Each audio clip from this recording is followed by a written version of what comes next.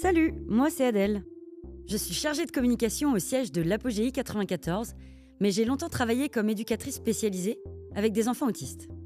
Ce podcast, c'est un peu un retour aux sources pour moi. Je retrouve le terrain, cette fois avec vous et ce micro, pour vous faire découvrir de l'intérieur ces métiers qui accompagnent les personnes en situation de handicap. Ils sont aides-soignants, éducateurs, psychomotriciens, comptables. Certains ont choisi cette voie par vocation, d'autres sont arrivés dans le médico-social par hasard. À travers leurs portraits, j'aimerais vous donner envie, vous aussi, de rejoindre ce secteur où chaque job a un sens, parce que l'humain est au cœur de tout. À l'Apogéi 94, on recrute dans nos 28 établissements et services, et on a besoin de bras. Alors, vous montez en voiture ? Ouais, je sais, c'est pas très écolo, mais vu le nombre d'établissements qu'on va visiter, c'est un peu plus simple. Allez, c'est parti. Job à part, un podcast de l'Apogéi 94.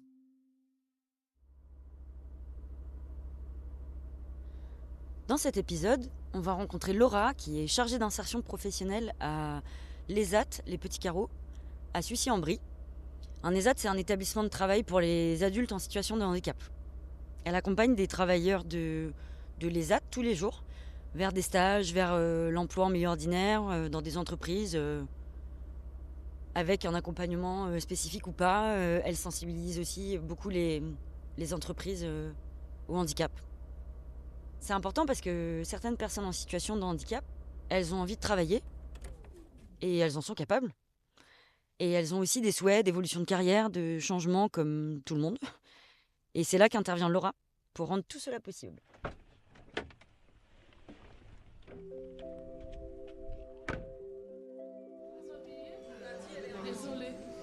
Cindy, dès que vous avez terminé, je peux vous voir ? Ok, ça marche, merci.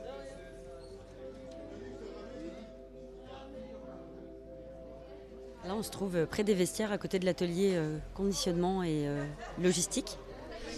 Et on est dans le couloir et les travailleurs sont en train de se changer pour se rhabiller en civil et retourner chez eux. C'est la fin de journée, il est 16h34 et ils finissent à 16h45. Moi, je suis Laura Vautrin et je suis chargée d'insertion à l'ESAT des Petits Carreaux. Je descends tous les jours, enfin, dès qu'on arrive, pour dire bonjour à tout le monde. Voilà, fait des petites blagues, c'est sympa. Et puis après, oui, ça permet aussi de donner des entretiens, qu'on soit, tout se passe ici en fait. Ils nous sollicitent pour des projets. Ah Laura, j'ai eu ça comme idée en fait. Attends, on va prendre un rendez-vous. Donc, quand ils nous sollicitent comme ça en bas, on leur demande après de monter pour que ça soit beaucoup plus formel et que nous après on leur donne un rendez-vous officiellement, que ça soit noté dans l'agenda, etc. Voilà. Et après on prévient les moniteurs par rapport au chantier. Expliquer rapidement, Serge, ce que vous avez fait cette année au niveau du projet professionnel, où est-ce que vous êtes allé, est-ce que vous avez fait des stages et qu'est-ce que vous avez envie en fait ? C'est vrai que mon parcours a été très très long là. Mais j'ai fait un long parcours depuis plus de 20 ans d'expérience. Mais après, j'ai fait toute entreprise depuis toute jeune. Après, c'était plus de 25 ans d'expérience là. D'accord. Et du coup, qu'est-ce que vous avez fait cette année pour changer un petit peu ? Mais toute activité, chantier, ménage, cuisine. Mais après, j'ai fait tout le tour. Qu'est-ce que vous avez fait comme stage ? Où est-ce que vous êtes allé ? Mon reste gros de Créteil, atelier ménage, blanchisserie et et cuisine. Tout à fait. Et du coup, l'objectif après, pour Serge, qu'est-ce que ce serait ? Deuxième stage. Ça, c'est en attente. On attend. D'accord ? Chaque chose en son temps. Ok ? Et après, alors, j'attends un peu là. Que tout se libère, qu'il y ait moins de demandes. Exactement. Et donc avec Serge, on se voit de temps en temps parce qu'il a un projet effectivement de changer d'établissement. Ça fait partie aussi des missions d'une chargée d'insertion. C'est un ESAT où on accueille 152 travailleurs dans 3 ateliers différents. Entretien des locaux, restauration, espace vert et conditionnement.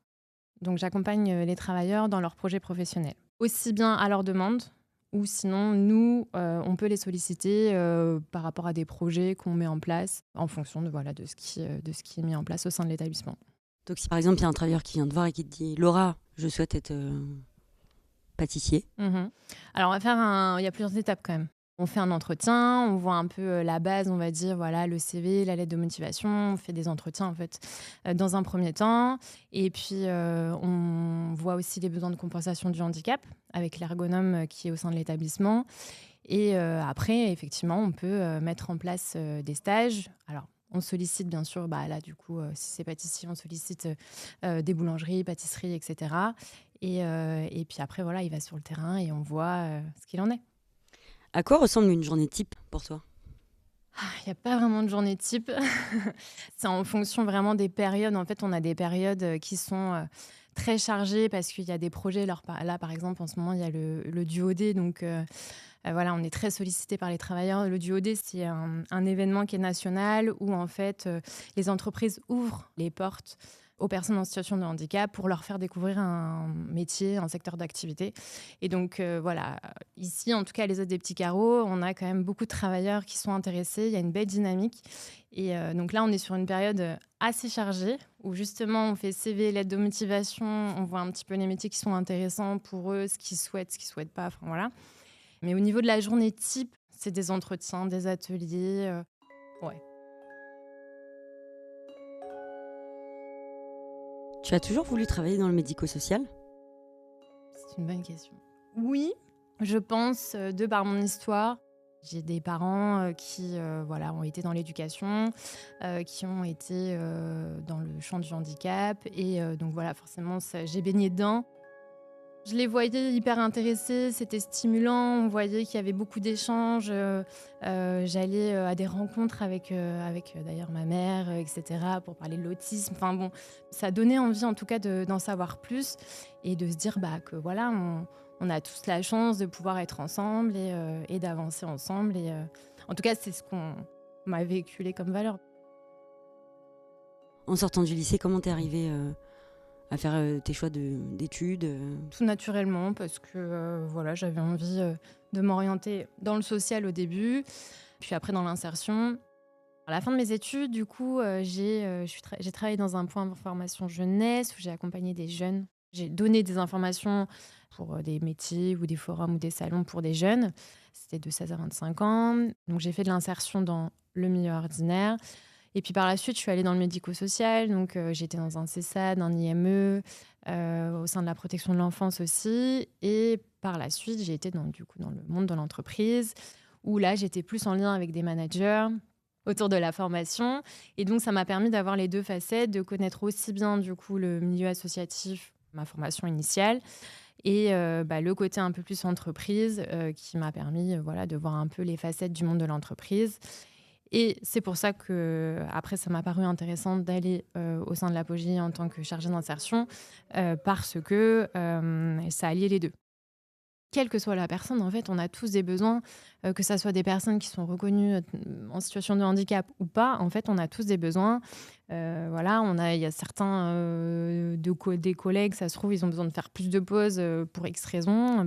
Ici, il y a des travailleurs en situation de handicap. Ils ont aussi besoin de faire des pauses parce que ils ont besoin de souffler un peu, mais comme nous tous, en fait. Il y a pas c'est de l'accompagnement. On a tous des besoins. On met un petit peu des brimes en fait d'informations. Il y en a qui veulent faire des stages, mais juste pour découvrir, pas forcément pour être embauché, mais c'est vraiment pour découvrir. Et en fait, se dire que c'est possible de. Et déjà, ça c'est génial. De se dire que il y a des travailleurs, ça fait 20 ans qu'ils sont là et ils se sont jamais dit, moi, je peux aller faire un stage là-bas en espace vert ou en secrétariat. Et le temps d'une journée, aller au moins faire cette découverte, c'est déjà génial, quoi. Pour donner un exemple, du coup, il y a un travailleur l'année dernière qui avait fait un duodé, donc une journée pour découvrir un métier en entreprise. Il est parti sur la ville de Sucy pour découvrir le métier d'espace vert. Donc il a fait sa journée du duodé. Suite à ça, on a fait un duo 2. Donc en fait, il y a l'entreprise, enfin du coup la collectivité qui est venue au sein de l'ESAT pour découvrir le métier des espaces verts avec donc du coup ce jeune homme. Par la suite, il a fait une demande de stage. Donc il a fait un stage qui s'est très très bien passé et on a été sollicité du coup par la collectivité pour qu'il y ait une embauche.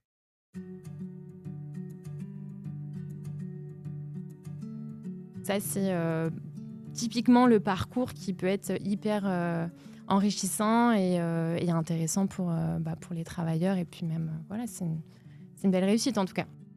Il a appris beaucoup de choses ici. Il y a eu de la montée en compétences grâce aux moniteurs. Il y a eu plein de choses qui ont été travaillées, les savoir-être, les savoir-faire. Et voilà, il a su le transposer en fait au sein de l'entreprise. Et voilà, quand j'ai pu échanger avec la responsable du parc, de la collectivité, elle me disait mais voilà, c'est ok quoi. On est sur un salarié, tout va bien. Il s'intègre complètement au sein d'une équipe et donc c'est pour ça qu'aujourd'hui, il souhaite l'embaucher au sein de la collectivité. On a tous le droit en fait d'aller travailler en fonction bien sûr des besoins qu'on peut avoir, mais si on accompagne bien une entreprise, qu'on leur donne les billes, on est là pour ça aussi, pour qu'on leur donne les billes sur les besoins de la personne, ou alors les aides qu'ils peuvent avoir aussi, parce qu'il y a aussi les aides AGFIP, les aides FIP, etc. Si on leur donne les billes, il n'y a pas de raison qu'ils ne s'intègrent pas dans une équipe. Ça apporte une plus-value dans une équipe. Ce sont des personnes tout à fait ordinaires. Dans quelle mesure tu as de la sensibilisation à faire auprès des entreprises ? Très régulièrement. Très régulièrement, je dirais même à chaque fois que je les ai au téléphone. Parce qu'on a beaucoup la question, qu'est-ce qu'il a en fait ? Pourquoi il est handicapé ? Sauf que du coup, nous on dit non, en fait, nous on n'est pas des médecins, on ne peut pas donner un diagnostic, etc. Par contre, on connaît ses besoins. Ça peut être de la réassurance, ça peut être la répétition des consignes, ça peut être une démonstration visuelle, ça peut être prendre des pauses plus régulières, plein de choses différentes. Et s'il y a vraiment ce besoin, parce que finalement, ils ont besoin d'être rassurés. Donc, s'ils ont besoin d'en savoir encore un peu plus, on a donc un ergonome qui est là, qui adapte les postes de travail en fonction des besoins, justement. Donc, en fait, au sein de l'établissement, il va voir tous les travailleurs qui ont un projet professionnel, et pas que, pour pouvoir définir les besoins de compensation du handicap. Donc, ça peut être un gabarit, une chaise ergonomique. S'il y a quelqu'un qui a une difficulté de se déplacer, à voir au niveau du poste de travail, est-ce que ça serait pas mieux, je sais pas, que ça soit juste à côté l'autre travail qu'on va lui demander. Ça peut être un casque anti-bruit, une réduction des lumières. Exactement. Travailler en plus petite équipe, donc mettre des cloisons, plein de choses différentes. Quand je suis au téléphone avec les entreprises ou quand je les rencontre, en fait, tout naturellement, déjà, je leur dis quels sont les besoins. En fait, j'attends pas qu'ils me disent quel est leur handicap. Non, on est vraiment sur, pour bien l'accompagner, en fait, il va falloir faire ça. Après, nous, ici, à l'ESAT, on accompagne les travailleurs pour qu'ils connaissent leurs besoins. En fait, c'est un gros travail qu'on met en place pour que, eux, quand ils arrivent en entreprise, ils puissent donner leurs besoins de compensation du handicap pour après que l'entreprise s'adapte. Dans le couloir à côté des vestiaires, on voit un tableau où il y a les jours de la semaine avec les noms des personnes et les lieux. Ce que j'en comprends, c'est ça, c'est s'ils sortent de l'ESAT. Maïmouna, d'accord. Est-ce que vous êtes d'accord pour nous expliquer rapidement ce que c'est le tableau ? Le tableau ? Ouais. Vous avez envie ou pas ? Oui ou non ? Moi, je vais dire. Vous essayez ? J'ai jamais fait, mais de fois. Vous l'avez déjà fait plein de fois quand il y a des stagiaires ? Ah ouais. Ouais. Quand vous arrivez le matin, il y a un tableau qui est fait. Okay, c'est un planning, il y a un gros emploi du temps qui est fait. Et donc les moniteurs, qu'est-ce qu'ils font le matin ? Là, ils préparent les bacs. Ouais. Vous avez du coup plusieurs chantiers où vous allez et ce sont les moniteurs qui du coup vous disent où aller le matin en fonction des places disponibles. Et donc vous pouvez y aller soit avec un moniteur ou soit un travailleur. Exactement, ou en autonomie, tout à fait. Un tableau qui fait tous ceux-là qui restent à l'ESAT. Ceux-là qui restent en cuisine, on fait là, après on fait tous les chantiers qu'il y a. On fait 2 chantiers à la fois, ouais. Soit en équipe ou soit en travaillant en 2 équipes ou en... Ouais, effectivement. Donc il y a une équipe qui reste au sein de l'établissement pour faire l'entretien des locaux et pour faire la restauration. Et il y en a qui partent vers à l'extérieur de l'établissement pour les chantiers. Donc ça peut être aussi bien en autonomie, donc ils partent en bus, ou alors avec des moniteurs quand les chantiers sont trop loin. Il y a un truc qui est assez marquant dans cette ESAT, c'est l'ambiance entre les travailleurs et entre les professionnels. C'est vrai qu'on sent vraiment que c'est pas non plus la déconnade où nous on travaille pas. On sent vraiment qu'il y a une ambiance de travail qui est très plaisante et c'est beau de voir ça parce que si ça pouvait être comme ça dans toutes les entreprises, ça serait super. Les qualités qu'il faut pour être chargé d'insertion, selon moi, c'est avoir des qualités relationnelles, rédactionnelles, ne pas avoir peur à aller taper aux portes des entreprises ou même des partenaires associatifs, et puis avoir envie. Le travail d'équipe est indispensable. Une chargée d'insertion ne peut pas travailler sans un moniteur ne peut pas travailler sans une chargée d'insertion ou une éducatrice spécialisée ou la direction. Voilà, c'est vraiment tout corps de métier qui sont au sein d'un ESAT, c'est hyper important pour pouvoir faire de la montée en compétences pour des travailleurs, mais aussi pour après mettre en place des projets professionnels ou autres. Il y a des choses qui peuvent être potentiellement compliquées ou les compétences ou des travailleurs ne sont pas en adéquation forcément avec l'entreprise, donc ça peut faire des déçus. Donc ça c'est une réalité aussi où voilà, si on a une personne qui a envie d'être, je sais pas moi, policier et il faut marcher tout le temps et il faut une habilitation, etc. Mais le handicap fait que c'est pas possible, bah, du coup forcément, voilà, ça ferait un déçu ou alors une personne qui a envie d'être secrétaire, mais voilà, au niveau de l'ordinateur, l'informatique, etc., c'est compliqué. Soit il y a des formations qui se mettent en place, ou alors il y a forcément des déçus. En fait, il faut amener ça différemment. Enfin, c'est pas une fin en soi. C'est pas parce qu'on peut pas être secrétaire ou policier ou pilote de ligne qu'on peut pas faire autre chose. En fait, on s'adapte. Et c'est ça aussi qu'on essaye de faire passer, c'est de se dire, OK, là, on peut pas tous être pilote, on peut pas être tous être secrétaire, mais quelle que soit la personne, en fait. Moi, j'aimerais être comédienne et... Voilà, on n'a pas tous fait des études, on n'a pas tous les habilités pour, et puis c'est pas grave. Par contre, on peut essayer de trouver quelque chose qui se rapproche de ce métier-là. Mais après, ça se passe plutôt bien en règle générale. Il y a une belle dynamique, en tout cas, ici à l'ESAT des Petits Carreaux, donc... Voilà. Mais ouais, non, j'aime mon métier, ouais. Qu'est-ce que tu aurais envie de dire à quelqu'un qui hésite à faire ton métier ? Faut tester.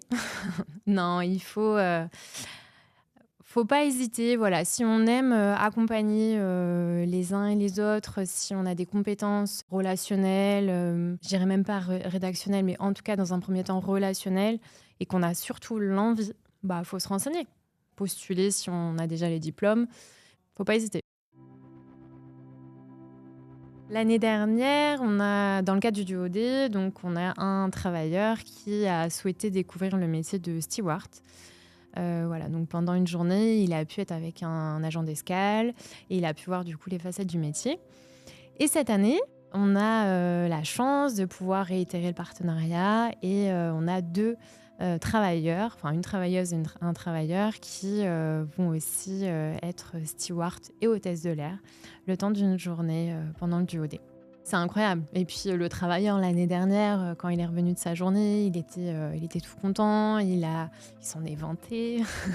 Mais c'est génial. Enfin voilà, et ça a été hyper valorisant de se dire que pendant une journée, il a pu avoir le costard, le sigle de la compagnie. Ça donne envie après.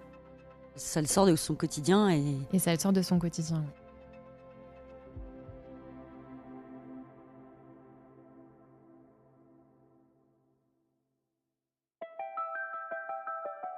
Vous venez d'écouter un épisode de Job à part, un podcast présenté par Adèle Moutot de l'association Apogéi 94. Il a été réalisé par Laura Taouchanov. Si vous avez aimé découvrir ces métiers, N'hésitez pas à nous mettre 5 étoiles ou un commentaire sur votre application de podcast préférée. Ça nous aidera vraiment à valoriser notre travail. Merci et à très vite. Retrouvez toutes nos offres d'emploi sur notre site apogei94.com.